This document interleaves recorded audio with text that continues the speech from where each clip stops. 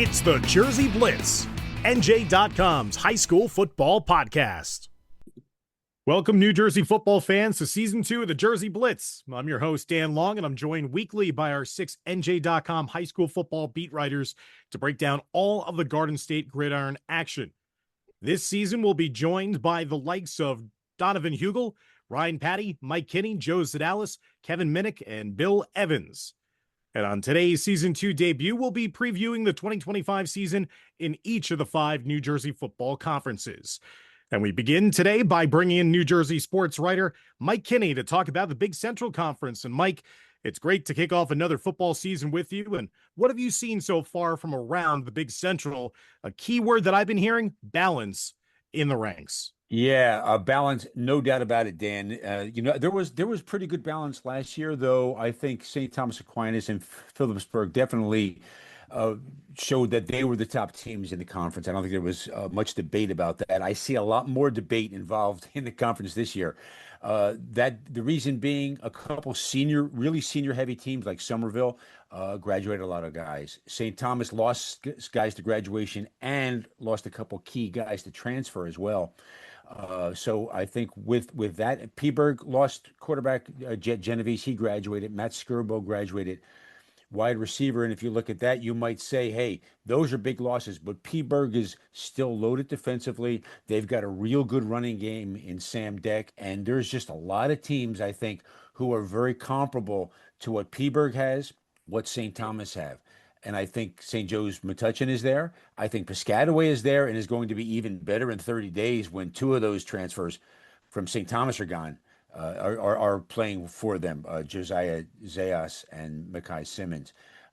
There's a lot of balance among those big schools. I love the Old Bridge and small schools as well. So I'm looking at a lot of week to week, a lot of really gripping games for divisional titles and teams trying to establish themselves for playoff picture.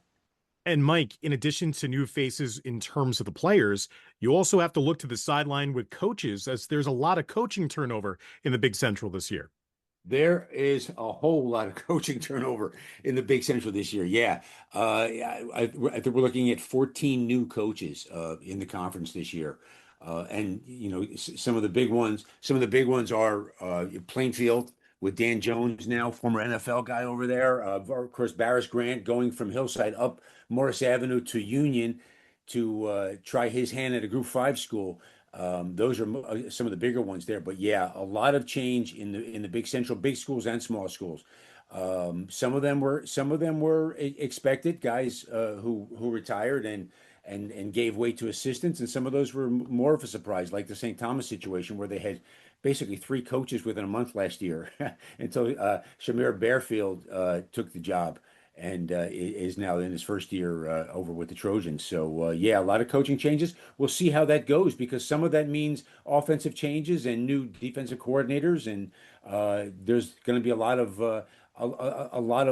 fluidity, I think, in the conference this year, and a lot of unexpected things that we haven't seen from certain teams the last couple of years simply because there's someone new in charge. Mike, do you think that this is the year of the return of Piscataway to the big stage, that we knew them so well for so many years and then kind of fell off, especially around and right after COVID? Do you think this is the year that Piscataway really gets back to form?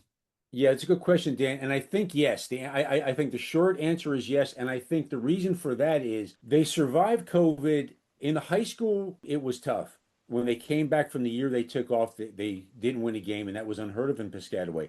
But one thing wasn't affected in Piscataway were the youth group. The Pop Warner remained strong. They even created a a middle school football team, which they'd never had before. And those numbers were strong even right after COVID. Those kids are now in middle school and in high school, and they're filling the ranks. So you're seeing now the depth that Piscataway always had. You're seeing they always had athletic ability. Even the year they didn't win a game, they had athletic ability, but just no size.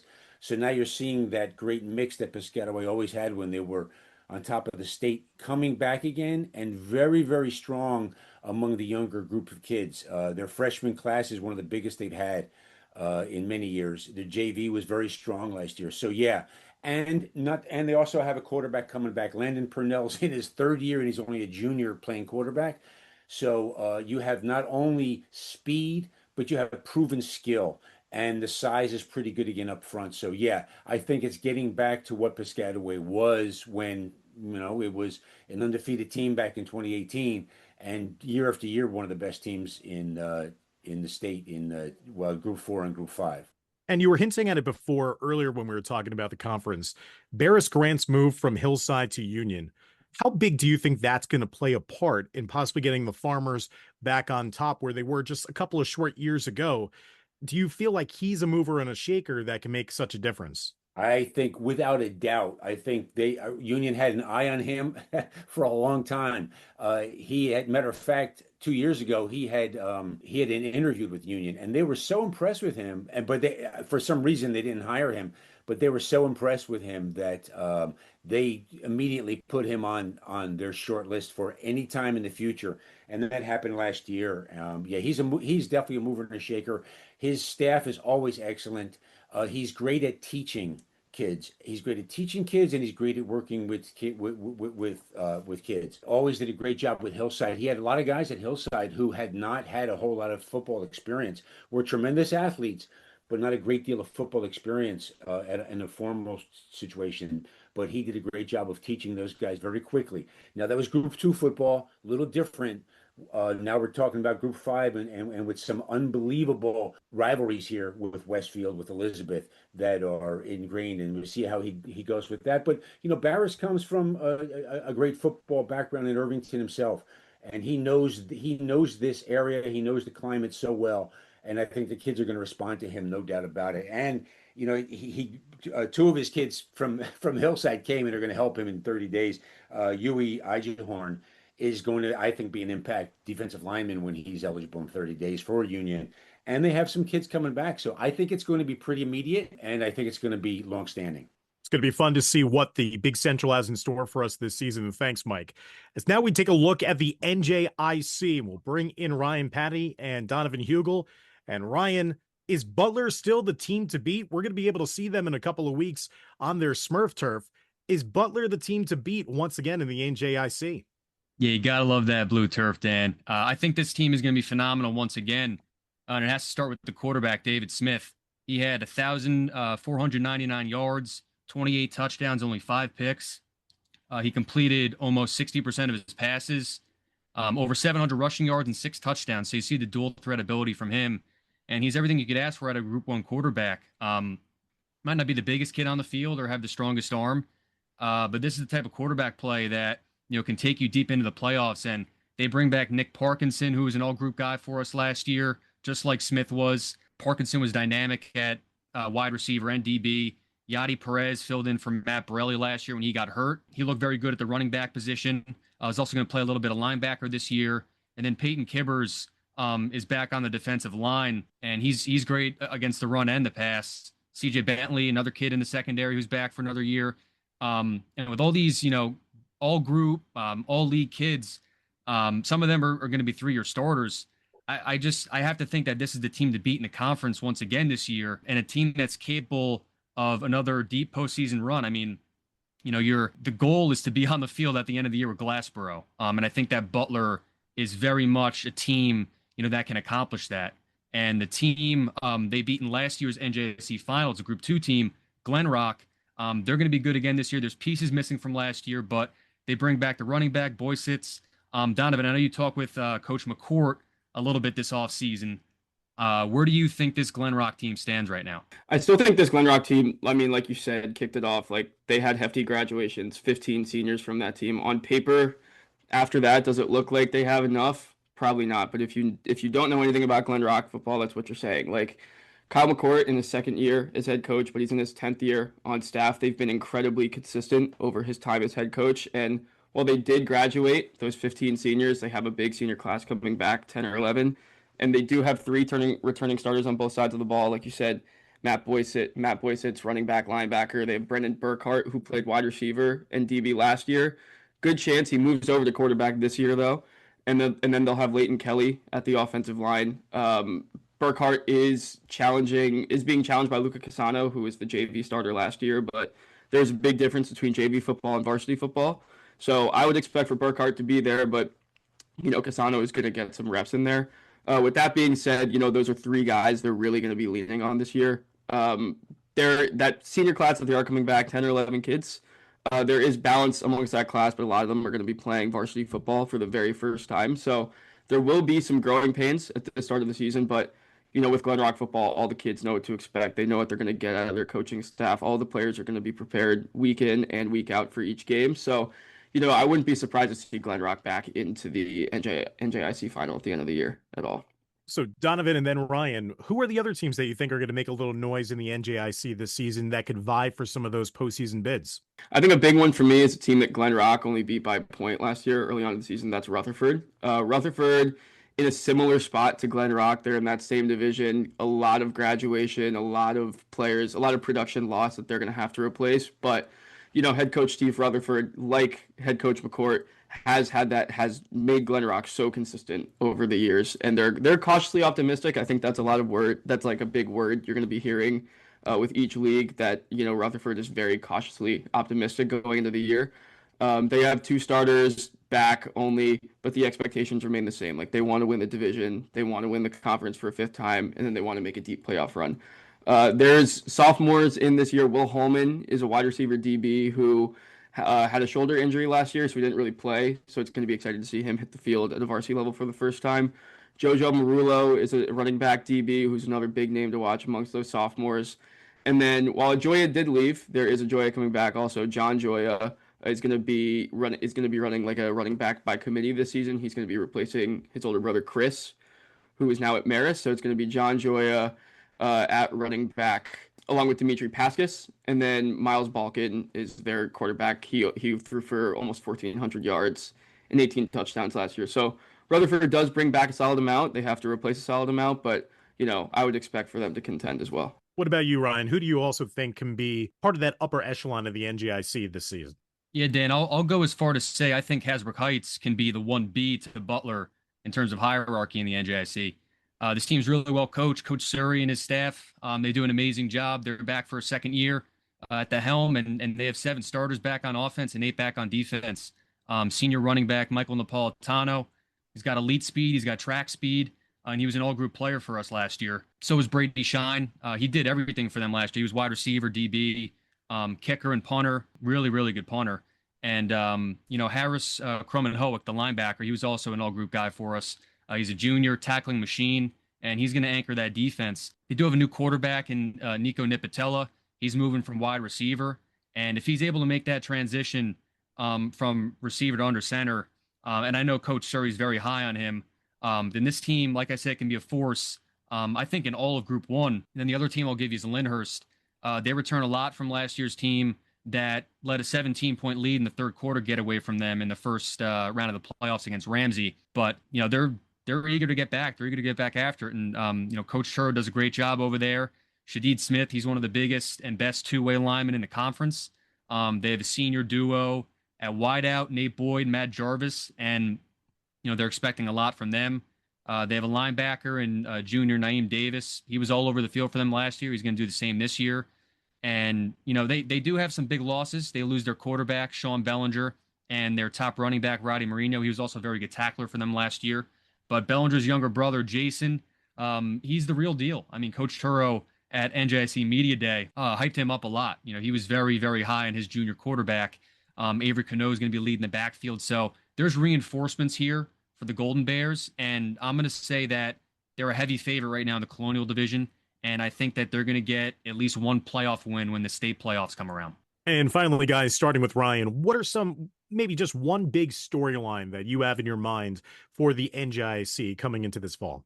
I'm going to say Saddlebrook is going to have one of its better years in the last couple of years. I mean, this program's got a lot of juice in it right now.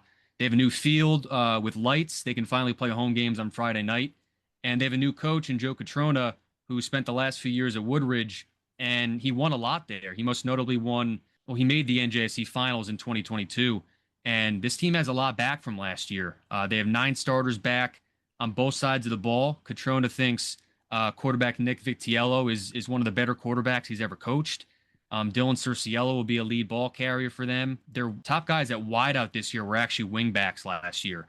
And one of them is Jaden Gatyas. And Catrona thinks that he's going to be phenomenal. And, putting him at receiver is ultimately what could, unlock this offense. And there's a lot of athleticism here that we just haven't gotten the chance to see yet. Nothing against Coach Bernier, but, in a wing tee, it's a little different than spreading things out and letting your athletes do things. But, the Meadowlands division is very tough. It's going to be easy on no one. The team that finishes last place in that is still, one of the better teams in the conference. But Saddlebrook's not going to be scared of anyone. And I think that they're going to make some noise this year. There's a lot of buzz around this program. And Donovan, what's a storyline that you have on your mind for the NJIC? I've got the Cresskill Emerson Borough Co-op moving up to the Liberty Division this year from the Colonial. They were one of the better teams in the Colonial last year, finishing 6-3. But they bring in Sal Aiello, who's the new head coach. Very fun background. He's got some background in high school football, but the big one is that he used to be a video coordinator with the New York Jets, and now he's worked his way back into the youth ranks. And he's working with a team, like I said, 6-3, finished third in the Colonial last year. Obviously, they would have liked to win their division, but they're moving up to a more difficult schedule this year. They've got a solid quarterback as well. They've got junior quarterback Jake Lewin, who's he started last year. He's set to run the offense for another season. Max Reiner is going to be the lead running back, and he missed most of last season with injury. So, again, he's another player who's, we're going to be excited to see hit the field for the first time this fall. And then they bring back their three of their leading tackles last year with Alex Ponce, Nick Jella, and Justin So. And Aiello, he's worked maybe he wasn't a coach in the professional ranks, but he's seen professionals work. He worked under Rex Ryan, so he's seen what it's like, and he's gonna have this team, this high school program, working like professionals. And I'm very excited to see what they do this fall. And I'm very excited to get the opportunity to do a couple more NJIC broadcasts than we've done in years past, and getting to showcase some of those great rivalries that maybe don't get a lot of attention compared to some of the other conferences. So that's the NJIC preview for 2025. Mike and also the guys, Ryan and Donovan, are going to stick around here as we're now shifting towards the Super Football Conference. This is a conference that certainly has the who's who. Really, they litter the top 10 year in and year out of our NJ.com top 20. And two of those teams coached by a set of brothers, Vito and Nick Campanelli. They're the kings of the castle when it comes to the SFC. Bergen Catholic, the team to beat in non-public A. DePaul Catholic, the reigning champs in non-public B. And Ryan, do you see these two teams still as the favorites heading into this season, coming off their state championships in the non-public ranks? Yeah, I do, Dan, and we'll start with Bergen. I mean, everyone knows they won 4 non-public A titles in a row, and they're the biggest threat to Don Bosco's streak that they set under Greg Toll, in the larger non-public group. But this team's going to look a little different, for sure, without Quincy Porter. They graduate Dom Campanelli at quarterback, and obviously it's going to be, 2 quarterback system. They're going with Trey Tagliaferri and Walker Snee. I think it's going to be more like the 2019 where they had Andrew Bull and Steve Angeli, and also in 2022 when they had Dom Campanelli and Jack Duffy playing quarterback at the same time. I think it's going to be a pretty even split like that. This team's ultimately going to look pretty similar to last year, except they might run the ball a little more. Najee Calhoun and Dante Kane are back at running back. Quincy's younger brother Brian was a hero in the state final, and now he's their top receiver. He's getting a lot of college looks, Power 4 looks. And you have 3 starting linemen back, 4 including Jack Harris, who only played a couple snaps last year before a season-ending leg injury. And on defense, I mean, if you're Tony DeBellis, you have to be licking your chops here, because this defense has a chance to be special. And Coach Campanelli thinks it's the fastest defense in his time at Bergen. And, I mean, I kind of agree with them. You look at what they have up front. Jackson Vaughn, star sophomore. He had 4 sacks in the state final. Jermaine Kinsler. He had a season-ending injury last year, but he's back healthy. He looks really good. He's 6'7", really huge guy off the edge. He could also play inside a little bit as well. Jaden Beckley is another sophomore defensive lineman, starting to pop off a little bit with Power 4 offers. And then the secondary is ridiculous. You have, Jordan Thomas, Ohio State commit, Xavier Jackson, UNC commit. And then a lot of people don't talk about these two, but the Woodward twins from Toms River, they're sophomores. They played a little bit last year, but they're 2 more guys starting to blow up with offers. And, they're going to be very key pieces in the secondary for them. They're 2 of the best sophomores in the whole country. So, and Vito likes the linebacking core as well. He's got some guys coming back at linebacker. So if they figure it out with Trey and Walker at quarterback, there's no reason to think that they can't win a 5th in a row. And then with DePaul in non-public B, they're still the team to beat. I mean, they do lose the offensive player of the year for us last year, Nolan James. They lose Desi Jones at receiver. They lose Elijah Burris. But back is Derek Zammit, who was an all-state quarterback for us. And, a few of these pass catchers who were pretty good for them last year. Michael Knox, Mason James, A.J. Larkin's supposed to step up. Coach Campanelli loves Sean Nevers at running back. He's a junior. He thinks that he can garner some Power 4 interest. And they have a very experienced offensive line. Marlon Bright, the Penn State commit. Last year it was Mike Troutman. This year it's Marlon Bright. So they have, 2 years in a row where a Penn State kid is anchoring your offensive line. And, this defense was kind of up and down last year. I think they're going to be counted on a little more this year. And I think they're going to come through. You look at Logan Nagel. He's a Pittsburgh commit. He had over 10 sacks last year. And then also in the front seven, Logan Montaigne, Jackson Bastante, 2 good seniors. They're going to be tackling machines for them. They're going to be really good. This team's going to be really good. We have them 5th in our top 20, but they're really good. That's not a weak 5th team, by any means. And those two come in as the favorites in each section. But, you look at what Bosco brings back, what St. Joe's brings back. And, I know those are 2 teams that are going to threaten Bergen in non-public A. And I know Donovan thinks the same. Yeah, I think there's, the 2 biggest threats to Bergen. I mean, pick your poison. Ryan and I have talked about, is it Bosco or is it Joe's? Is it Bosco or is it Joe's? They both bring back a loaded group of returners. Bosco first. I mean, pick your poison on offense as well. I mean, Dante DeLuca at running back, Isaiah Alvarez, Zakai Murphy at wide receiver, JT Garachi at tight end, and then Rhett Morris is going to be anchoring that line. So Bosco, I mean, you can't really start a conversation about Bergen and then not talk about Bosco. Can't start a conversation about Bosco and then not talk about Bergen. And Bosco ran into Bergen in the non-public A final last year. It was tight for a little bit, and then Bergen ran away with it. So I'm sure Bosco's licking their chops, especially with everything that they have back this year. On defense, the addition of Amori McNeil from Hudson Catholic to the secondary is big, and we're talking about star sophomores. Phoenix Evans in the DB unit for Bosco. He had a great summer. He's climbed up the national recruiting ranks. And then you got Matt Okpinti, Makai Allen in the linebacker core, Robert Eakins, Aiden O'Neill on the D-line. So there's a lot of big names back. The one question mark for Bosco that Ryan and I have talked about as well is the quarterback. I mean, Dylan Rona, he's going to enter that room. He was solid last year in the couple of opportunities that he got to play, specifically against Bergen as well. He came in for injury and then looked pretty good in that game. But, that's kind of a wait and see situation. And like Ryan said, Bergen is the favorite in non-public A until proven otherwise. But there is, Bosco is hopefully going to be hoping to be right on their tail this season. And the same with Joe's. 6-5 last year, they were semifinalists, but they also gave Bergen one of their closest games of the entire season in that 20-14 semifinal loss. So, the experience gained from that run and then everything that they have back this year should prove vital in potentially another deep playoff run this year. They've got Lamar Best at quarterback, Nate Bailey at wide receiver. That could be one of the 2 best, 1-2 punches at wide receiver and quarterback this season. Bailey is a dual threat.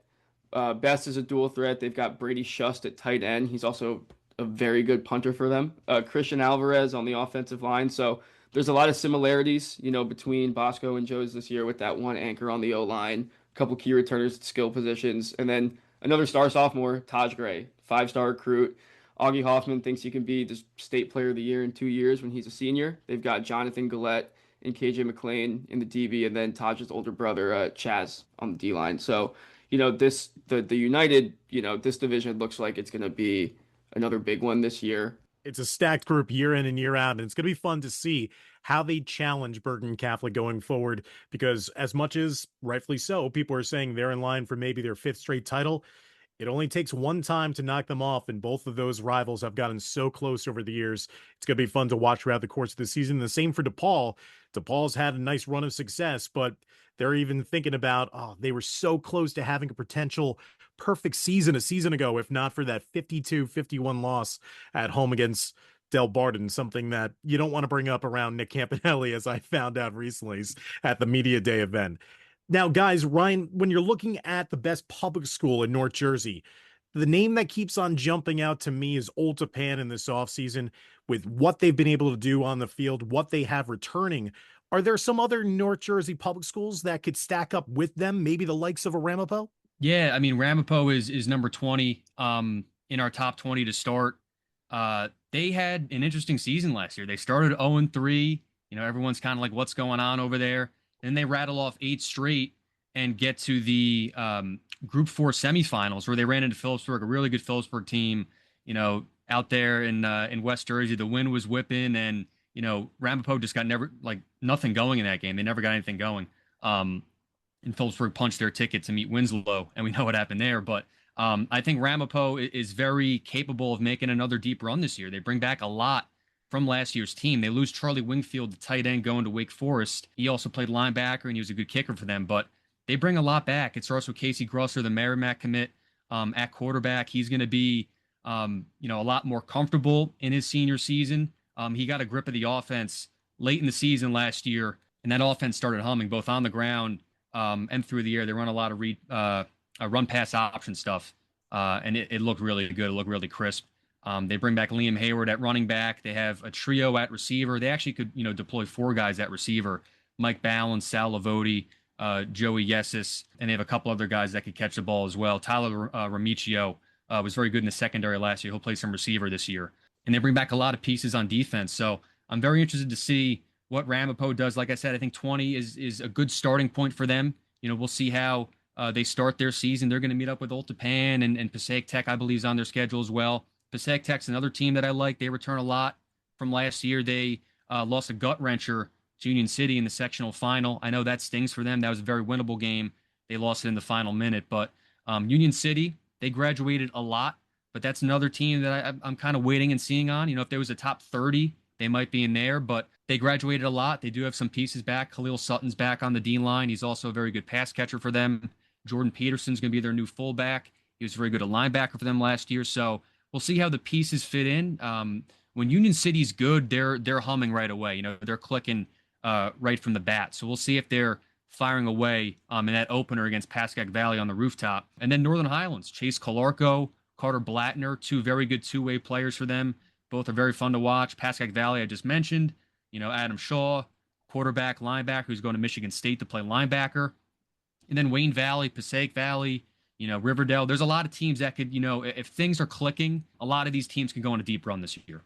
What makes Old Japan the best out of that bunch in your mind then to start off this preseason? I think it's just, the body of work last year and what, comes back this year. Sure, they lose Alex Orecchio, who did a bit of everything for them, was supposed to be the quarterback, and then in came Zach Maselli, and then Orecchio moved to receiver, DB, kicker, kick returner, you name it. He did everything. But he's gone, and so is Nick Rossi at running back and linebacker. But, just about everyone else is back besides a couple pieces on the O-line and in the front 7. They're going to get a full season this year from Shane Small. He was hurt for part of last year, but at the end of the season, just went on a tear at both tight end and defensive end. And became an all-state player for us. I mentioned Maselli. He's back under center for his junior campaign. And it's funny because, when I spoke with Coach Dunn before last season, he didn't mention Maselli. So I just figured, all right, like Orecchio's going to be back at quarterback, and that's how it's going to go. But in came Maselli from that great freshman team they had 2 years ago, and he was phenomenal. Last year, dual threat, ran around a bit. Then you got, Joey Cresicelli at receiver, Aiden Nolly, Christakis Nicolo will play a little bit of receiver. More of a D back, but he'll play some receiver. Leo Edders also at receiver. So they have a lot of guys back at the skill positions. Devin Radomian's going to be the new Nick Rossi, which is it's going to be hard to do, but you saw in some snaps last year that Radomian has what it takes. And they have a lot back on defense. Like I said, some of those receivers are going to play DB. It's just all about what they can do for the pieces that they lost on the O-line and in the front 7. And they had those same questions last year, and they answered them. And if they answer them again, I would think they have a chance to go back to the Group 3 final and, have a chance to compete and, go for a dynasty. It would be 3 titles in 4 years, which would be just incredible. Donovan, who are the top teams in your minds coming out of Morris and Sussex County this year in the Super Football Conference? In my mind, I go straight to the Liberty White division. You've got Morris Knowles, Mount Olive, West Morris as a top 3, which are hard to beat always. Knowles, hard-nosed, dirty, pound the rock football. It's all about the run game. They did graduate all 4 of their leading rushers from last season, so there will need to be a transition period of finding that new running back this year. But it'd be foolish to rule them out of finding that new running back just now. We've got Mount Olive, 6-4 finish. Last year was disappointing for them after that 2023 sectional title. But no reason to believe they won't bounce back. They've got 6 starters returning on both sides of the ball. Raynell Derrick, Braden Longo at running back, and then James Shemenko at O-line and D-line. That's going to help that transition for the new quarterback, who's going to be Frank Gallo. Wes Morris, consistently great year in and year out. Again, foolish to not rule them out of a postseason spot. They do have positions of need. Who's going to step up for them throughout the course of the season? Kind of a wait and see game. The big name back for them might be the best player in this division is Tom Borgia. Princeton commit, two-way lineman, one of the best D linemen in the state, had 92 tackles last year. So going to be looking at him. But then there's also Randolph. They have a third coach in as many years, but Ryan Griesick, I mean, he's been on staff for 4 years now. So consistent with that team, with that staff, there's continuity. Roxbury, they had a one win season last year, but can they also bounce back? They had a young team a couple years ago. They were great. Young team last year, kind of threw some inexperienced sophomores right into the fire. Clearly they struggled with that record of 1-8, but now that they have that year of experience, are they ready to kind of, use that as a to be great this year, to bounce back this year? And then in the Liberty Blue, I look at a 3-team race of Mendham, Montville, Chatham. Mendham, new starters following that 8-2 season last year. I would kind of put them and Chatham, or I'm sorry, them and Montville kind of in the same boat of a lot of they need to replace a lot of production from last year, but those teams had great years last year. They have experienced coaches, so they have the body of work from last year's, like Ryan was talking about, to trust that they're going to do something this year. Chatham, for years and years they were known for losing, but last year kind of changed that with that 7-3 finish and a run to a sectional semifinal. They have Nick Lagunowich, they have Sonny Arden, Hunter Bigham, Caden Gabriel, all back at running back. A fun name to watch this year for them at running back is also Shep Boyd, who played football his freshman year at Chatham. He's also a Michigan lacrosse commit, so last few years he did not play to focus on his lacrosse career, but now that he's fully committed D1, he's going to go back and play football this fall. So he's a name to watch at running back. They've got Jace Catullo on the line. He's a Penn commit. They've got Charlie Murray, who's a Denison commit at linebacker. So there's that 3-team race in the Liberty Blue. And then the last team, Sparta. They're loaded on offense. They were great on offense last year. They were the division champion last year in the Patriot Red. They've got Shane Hoover back. They've got Stone Herbison back, Brady Shagawat, Christian Brivik, Lashem Little. So, this team, they destroyed everybody on offense last year. Hoover threw for over 2,500 yards, 30 touchdowns, and they bring back that same group this year. It's hard to think that they're not the favorite in the Patriot Red this year. Well, I want to talk now about the hierarchy in Essex County, and who better than bring back the king of Essex County himself in Mike Kinney. Mike, how do you think this hierarchy shakes out this year in Essex County? I think it starts pretty much the same way that it ended last year in terms of West Orange probably being the top team among the big schools in Essex County. They lose their quarterback, Charlie Lamorte, but they come back with a lot of talent on both sides of the ball. Especially, I would say, on offense. They've got 6 starters back on offense this year, and one of the keys for them will be the transfer of Daniel Lewis from Orange to West Orange. Now, going into preseason, he hadn't actually won the position. Brandon LaBanca was a very good backup for Lamart last year at quarterback, and he's a senior. But Lewis showed a lot at Orange the last 2 years. On a team with not a whole lot of protection and skill groups a little on the young side and lean side last year. He did a great job of keeping them in a lot of games that they probably otherwise wouldn't have had an opportunity to do it. So now he's around a lot of bigger bodies. He's got a great deal of speed around him among the receivers, and they're always going to be tough defensively, West Orange, because of their athletic ability. I see them as the top team, but I'll tell you what, East Orange, as they were last year, is going to be right there with them. Last year, in the division, West Orange beat East Orange 7-0, came back with a fourth quarter touchdown. But East Orange got them in the playoffs, and I see the same kind of thing when they meet in October. That's going to be some game. There's no doubt about it. So I see East Orange right there with them. West Orange, I think Livingston has come a long way and can have a good balanced season this year. I don't know if they'll be a team that can compete to the playoffs with East Orange and West Orange, but they're going to be pretty solid. I think Irvington is going to be a little better this year. Coming back from a 500 season, they have a little more depth and experience on their offensive side of the ball. And among the small schools, still real strong. Essex County historically real good among the small schools. When you look at Group 1 or Group 2, when you look at the Caldwells, the Cedar Groves, Shabazz, Weequahic, solid quality football, and nothing changes. Shabazz is going to be dynamite again as a Group 2 school. And you gotta love what Nazir Gaines is doing. He comes in as new head coach. His son was Omari, who is now at Stanford, was an all-state player last year for Shabazz. He's a mover and a shaker in Newark, and he's got kids in the building. Already were kids in the building who could play, no doubt about that. But he's also unafraid of anybody.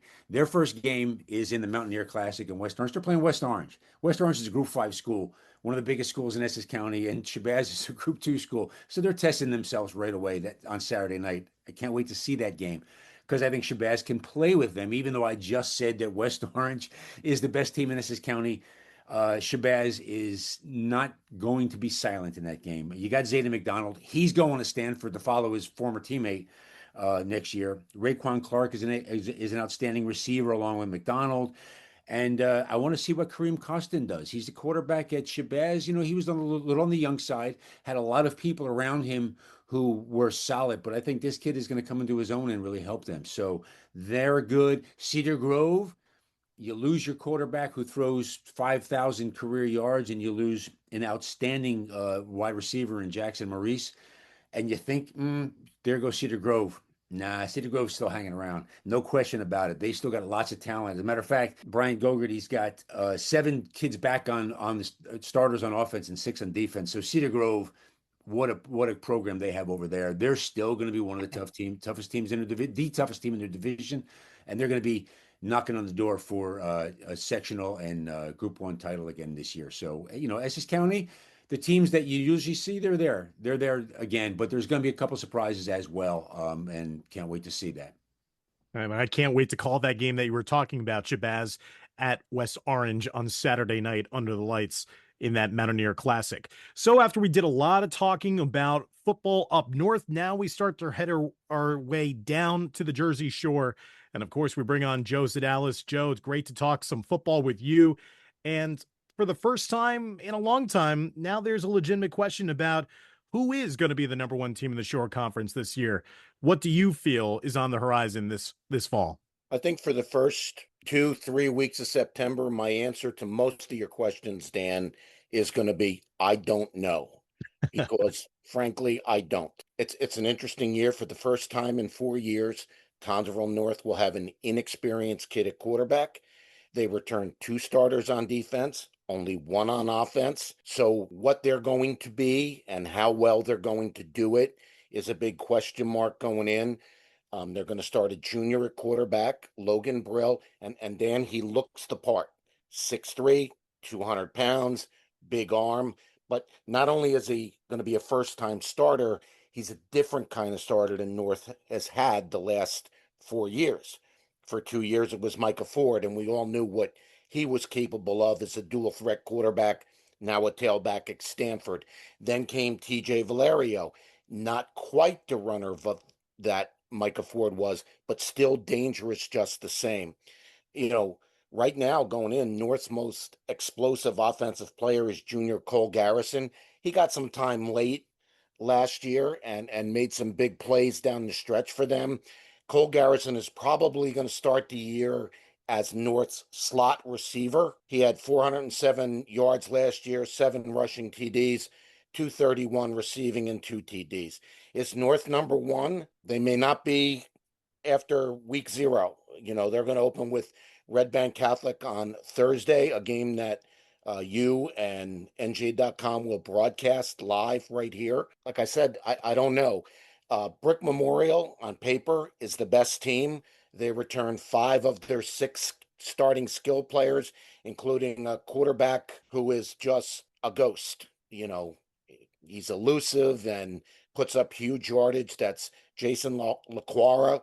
Point Pleasant Borough returns its starting quarterback, Jake Clayton, 3 sports standout, but they have some people to replace. And then Rumson Fairhaven, they're going to have a new starting quarterback, somebody to replace Owen O'Toole. We don't even know who that person is. They've had a 3-way competition in the spring. And then, you float out there, Red Bank Catholic, are they going to have a bounce back year? But the team that everybody seems most worried about is Donovan Catholic at this point, Dan. Why is that, Joe? Well, Donovan Catholic was 2-7 last year. And, by the end of the season, we heard their roster size was in the upper 20s. Now, this year, there seems to be some revitalized interest in football at the school. And I'm trying to phrase that as delicately as possible. So they've had some really, interesting transfers come in, including Caden Davis. The kid lives in Howell, but he's a transfer from Seton Hall Prep. Started a bunch of games for them last year, threw for 500 yards, which isn't a lot. It's certainly not going to blow your mind about him thinking he's going to put up huge numbers. But let's face it, Dan, he was playing against the best teams in the state week in and week out. He told me at Shore Conference Media Day, he came to Donovan Catholic for one reason and one reason only, and that was to throw the football. Donovan also picked up a running back transfer from Ocean Township, a kid named Staten, who, really didn't have big numbers for Ocean last year. And they picked up a speed burner. Ryan will tell you what a great track star Jaleel Hester is, who's going to be a threat on the outside and at cornerback. But, I don't think there's anybody in the Shore Conference who doesn't believe Donovan Catholic is going to be much improved. The question is how much, Dan. We're not talking about a team that was 4-5 last year. They were 2-7. However, let me just point this out about Donovan Catholic last year. They opened the season 2-3 and then closed the season with 4 straight losses. So when they were at their healthiest or their deepest, whichever you want to call it, they only lost by 7 to Brick Memorial. They had a 14-7 lead at the half against Point Borough. They led Rumson 30-28 before giving up 21 in the fourth quarter. So they're capable. They were capable last year. They're capable again this year. The thing was the wheels just fell off in those last 4 games. They were outscored 153-36. And I want to get back to that game that you said that we both are going to be at on Thursday to kick off the season. And as much as rightfully so over the course of the last couple of years, we've been paying tribute to how dominant historically Toms River North has been. 40-2 in their last 42 games, 19-game win streak. The last time that they lost, Joe, came against Red Bank Catholic. And this is only the 3rd time that these two teams find each other in the last couple of years. This could be a statement game if Toms River North comes out and takes care of business on the road, almost like, hey, we're still the Kings. We're still wearing the crown down the shore until someone beats us. Well, you're right. It could be a statement game for Toms River North, but I'll tell you, it could be a statement game for RBC too. Last year, Red Bank Catholic really struggled to run the football, and that's because they weren't their usual selves up front. Interestingly, Red Bank Catholic is probably going to start at quarterback a kid from Toms River, and he's a dual threat quarterback, and I'm interested to see what he does. Toms River North has been pretty good on defense. I just think Toms River North has to run the ball and keep it away from RBC. So it's going to be an interesting game, Dan, because both teams are looking, to really see what they have. And that's going to be a very interesting game and a very telling game, I think, for both things, for teams. One thing I will say about Toms River North, they have a brutal first month. RBC first. Okay, then they get a break. They go against intra-division rival Toms River East, but then they have Donovan Catholic and Brick Memorial back-to-back. So Dave Ozerowitz, the head coach at North, has mentioned that this team reminds him of the 2021 North team that opened the season 1-3, then went 5 straight wins before losing in the sectional final. And that was the year, of course, we were introduced to Micah Ford, Tariq Council, Josh Moore, and Jeremiah Pruitt. So, and Dave Ozerowitz has said to me, he goes, you better get us early because he thinks they're going to be a good team at the end, Dan. It's going to be fun to be back down the Jersey Shore on Thursday night as we kick off our broadcast coverage with that big tilt in the Shore Conference, Toms River North and Red Bank Catholic. So now we go further south and we enter into the WJFL as we take a look at the season preview there. And we bring in Bill Evans to talk a bit about the unquestioned number 1 team in the league, a team that is challenging itself more than maybe any team in South Jersey has done in quite some time, and that is Winslow. Bill, Does this team have the goods to be a historic team when everything's said and done after 2025? Well, I certainly think they're one of the most talented teams that has ever played in South Jersey. And now does that mean that they're going to go undefeated like they did a year ago? Well, as you mentioned, because they're challenging themselves, they may not. They opened the season against IMG Florida in the Battle of the Beach down in Ocean City. And then 2 weeks later, they're going to host Bergen Catholic, who's our number one team in the state, has been for a number of years. Also, is in some top 10 rankings as well. So they could lose both those games. They're not going into them thinking they're going to. They're very confident. I was down there for one of their scrimmages, and this is a team that feels they can compete with the best teams, not just in the state but in the country, and they're going to have a chance to prove it. They have a junior quarterback in Jalen Parker, who in his first full year as a starter last year was first team All-State through 43 touchdown passes. They have a couple All-State players on defense, and Rob Starfin on the line, and also Hurd at linebacker. They have several FBS prospects and signees. Boomer Helton, who is a tremendous two-way player at wide receiver and defensive back, is going to Boston College. They have a player, Julian Peterson, who in their 14-0 Group 4 state championship season last year was hurt for, I'd say, 80-90% of it, but he's committed to Penn State. They have several other, guys who have Power 4 offers who are headed to the lower level FBS and FCS schools. This is definitely one of the better teams that I've seen in South Jersey history.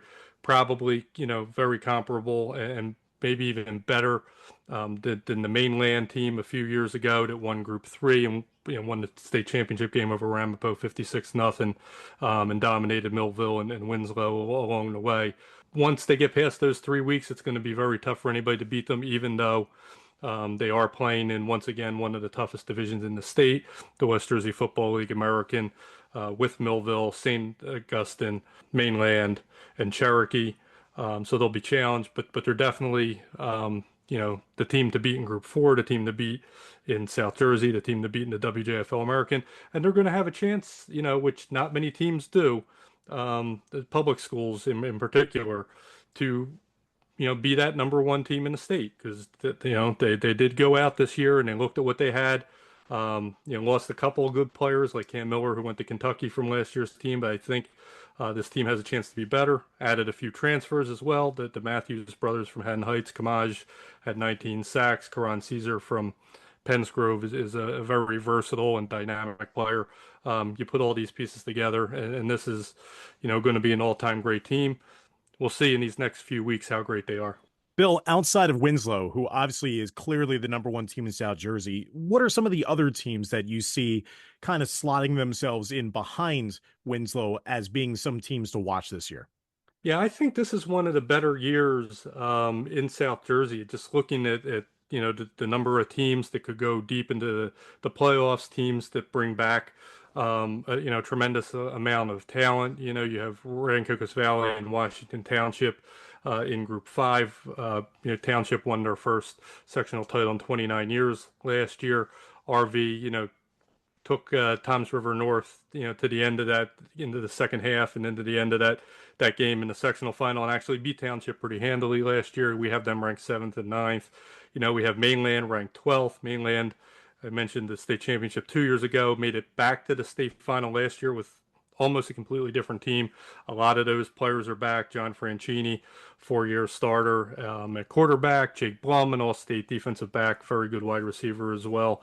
That's a team that, that I think brings back a lot of talent and could challenge for the Group 3 title this year. And then, you have Glassboro, defending Group 1 champ, St. Augustine, Millville, all in our top 20. We have 7 teams from South Jersey in the top 20. And then I think there's a tier just right behind them: Camden, Cedar Creek, Holy Spirit. Also very good teams that, could win 9-10 games, go deep. And, beyond them, some good teams like Shawnee, I think Seneca, I think Haddonfield brings back pretty much everybody from last year. So I think, Winslow, definitely number one. Who's the second best? It's hard to say. Like I said, we have RV, but I think, Glassboro, even though they were Group 1, Kev, would you agree, is probably, maybe the second most talented team in South Jersey. They are loaded. LOADED with 10 exclamation points. They're going to be sensational again. And there's no doubt in my mind that they are more than capable of running the table. So Glassboro, they're phenomenal. They're going to be phenomenal. Kevin Minnick, what makes Glassboro so dominant? I saw them. I obviously broadcast their state championship. They play with such joy, with such swagger, and they're fine with bullying teams that even maybe have more kids on their roster, but they just have skill seeping out their pores. Dan, the thing with Glassboro kids, and if you're familiar with South Jersey, which a lot of people just simply aren't, Glassboro kids are damn tough. They don't complain when it's 95 degrees and we're practicing under the sun, because they have this chip on their shoulder, this attitude that they're not going to be beaten. And, the head coach, Timmy Breaker, who played at Glassboro, he's the ringleader and he gets them going. And, when Timmy's fired up, those kids, they're already fired up. They take it to another level. This team this year brings back just about everybody. And the biggest part about it is they are still extremely young. They are loaded with sophomores and juniors. The senior class is not that big. There's a few kids that they'll look at as seniors. Obviously, the number one kid is Brandon Simmons, the reigning state defensive player of the year, 20 sacks last year, 100 and some tackles, going to Eastern Michigan. He is the heart and soul of their line, defensive line especially. But there's other kids that are juniors that, like Tasheen Butler and Maurice Davis and Kenny Johnson, Amon Wright. And that doesn't even begin, you haven't even brought in the Saab brothers yet. Xavier Saab, widely considered the number one player in New Jersey for the class of 27. He could very well be the number one player in the state of New Jersey, period. His brother Amari is a senior this year. He's got all kind of looks. And they're just really good. They're just flat out good. And they're not going to take a step back this year. They're not going to take a step back next year. They're just tough, gritty kids who want to go out and play. I think the only thing that when you look at Glassboro, and you have to be honest, Glassboro does not play a very tough schedule. I was just about to ask you could they have done something like Winslow did, where you just know you've got the goods. Do you then go and try to challenge yourself against anybody geographically in the state to just, that you're going to be the heavy favorite for Group 1? If you're Glassboro, do you exit out of that area to try to challenge yourself? I would hope that they did. Now they're going to open up with Haddonfield in the Battle at the Beach in a game that is literally going to be played 50 yards across from their school. They're going to go out their school, cross over the road, and they're going to be at Rowan. It's tough sometimes when you're locked into a schedule, and it's tough, I think, for other schools that are bigger, that are even looking for games to want to schedule a Group 1. I think that's the biggest hang up. And I talked to Timmy Breaker after they scrimmaged Millville the other day, and I told him, I said, dude, your team, I will take your team and I will put you against anybody. One game scenario, 1 week to prepare. I think you hang with anybody for the most part. Do they hang with a Bergen? Do they hang with a Winslow? Maybe, maybe not. But do they hang with a lot of 4s and 5s, especially in South Jersey? Absolutely. Can they handle a 4 or a 5 schedule for the course of a season? That's where it kind of becomes a little bit more debatable, because the numbers are not as great.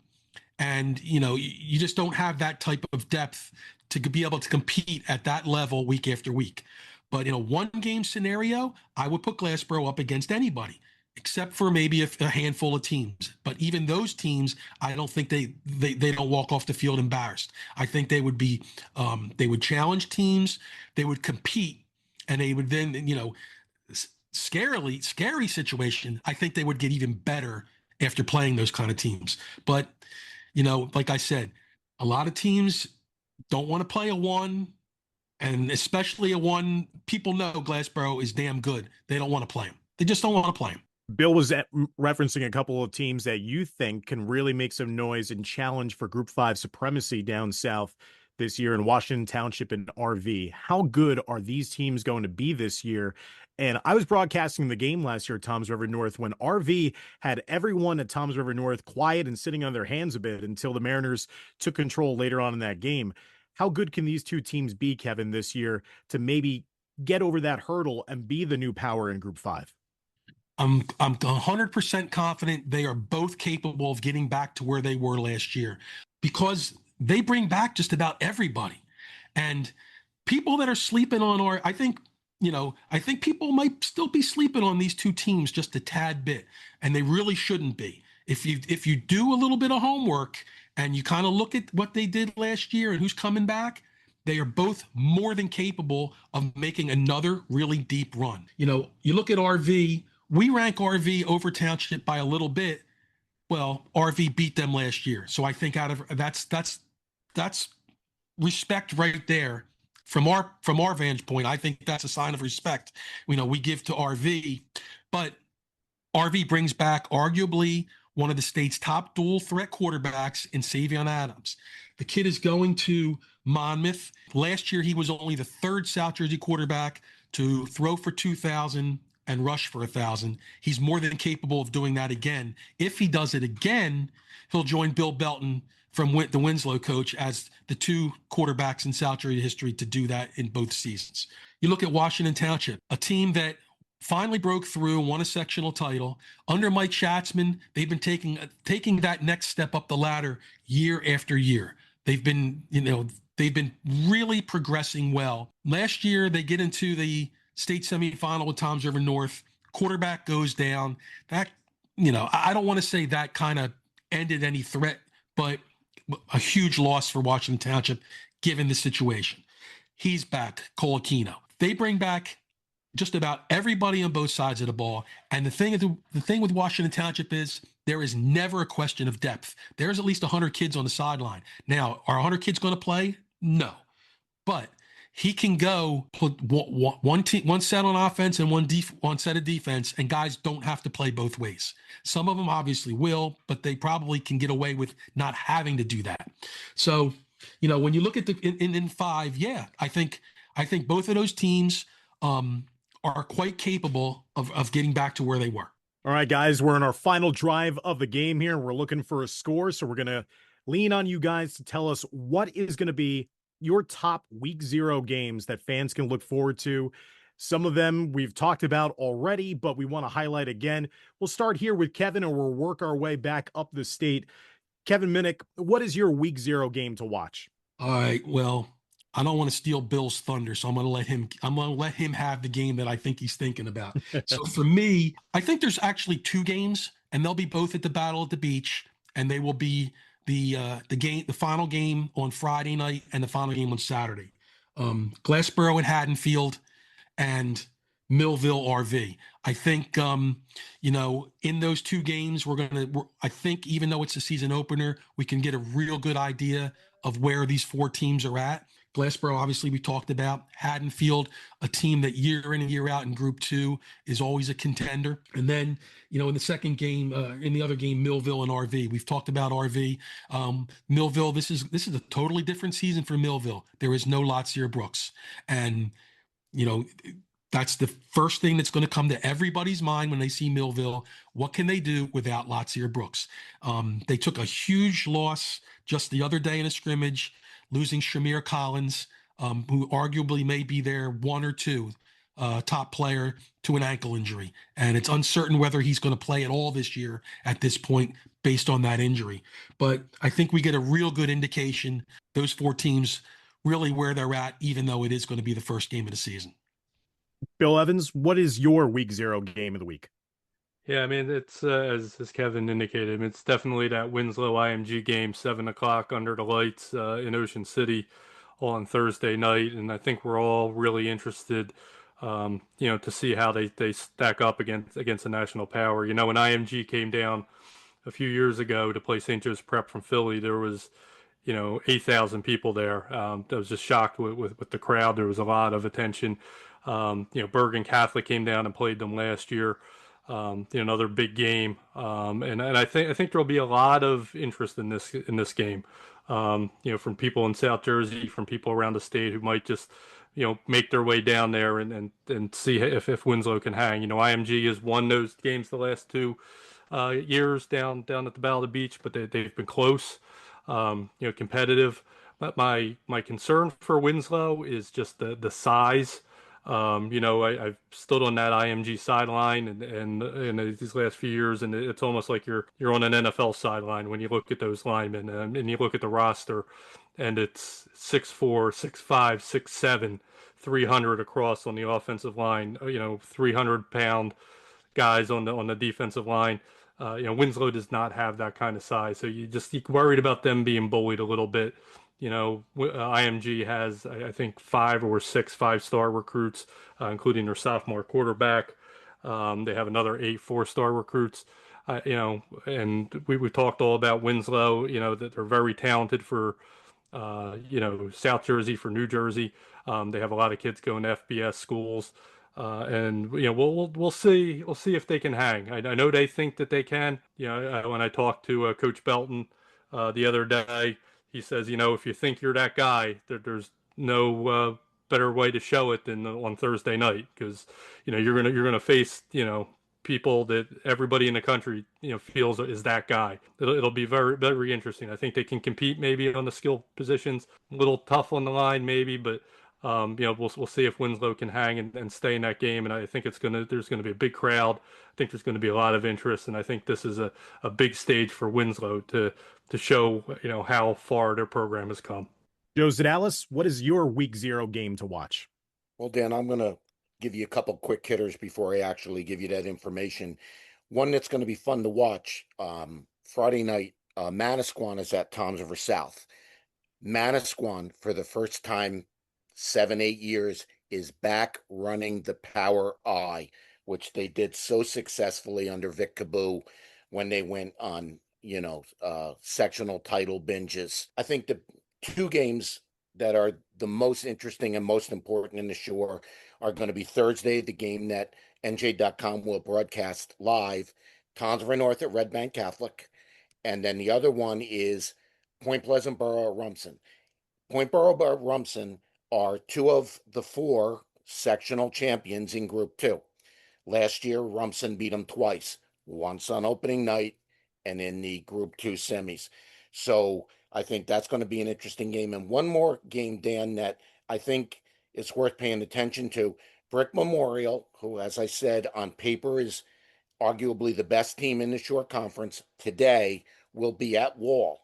Eddie Guerreri's got things going at Wall. Wall has divisional title hopes of his own. So, it's going to be an interesting and telling week at the shore, Dan. Mike Kinney, what strikes your fancy in week 0? I'll give you 2 real quick, only because I cover 2 distinctly different areas. I cover the Big Central and Essex County.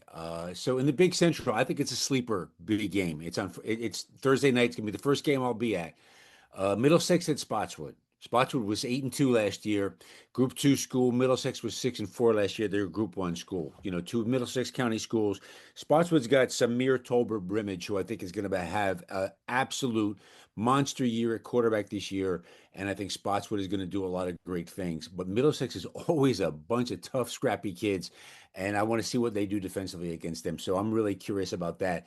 And as far as Essex County, I got to go back to the game I was talking about before, West Orange and Shabazz. If you're not intrigued by this game, then you just don't like football, or you can't stand Essex County. If you can't stand Essex County, don't ever talk to me. Simple as that. Shabazz, Group 2 school with tons of talent, athletes all over the place, going up and taking on a West Orange team, Group 5 school with all kinds of numbers and an outstanding coach in Darnell Grant. And Shabazz does not care. They're going up there. Fine. We're going to see what's going on. This is an Essex County shootout here.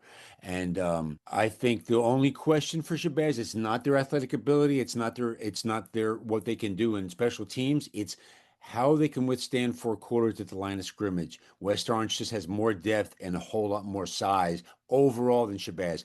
That's going to be the key. But as far as athletes on the field, Shabazz can match what West Orange has. I can't wait for that game. Ryan Patty, week 0 game to watch. Well, Dan, we mentioned a couple of the teams in the United Red and White. There's still Del Barton we didn't talk about, Seton Hall Prep, Pope John, and then two more, St. Peter's and Paramus Catholic, and those two are meeting up at Cave and Point on Friday. And I could talk for a while about how good Bergen against East St. Louis could be in Ocean City on Thursday. But, both those teams are in the top 10 in high school football America. But Friday's game in Jersey City is enormous for both teams. It's a measuring stick game for Paramus Catholic and all that power forward talent they have. They're number 10 in our top 20. And I think people are kind of sleeping on them a bit. AJ Lopez, sophomore receiver DB, he's a stud. NC State commit Jordan Moretta, great linebacker. St. Thomas Aquinas transferred to Kuma Odo. Mike could tell you how good he is at running back. He's going to be phenomenal this year. And then junior DB Austin Barrett. Like, there's so much on this Paladins team, but we're going to find out, what kind of season this is going to be for them. Are they going to take their lumps, or are they going to give people problems this year? And I know it's week 0, but I think, you learn things in games like this. And, for St. Peter's, we have them number 6 in the top 20 for us. And, this is, one of their most anticipated seasons since they won non-public A in 2019. They had a great team back then. And, this team is, it's got the upside to do something special this year.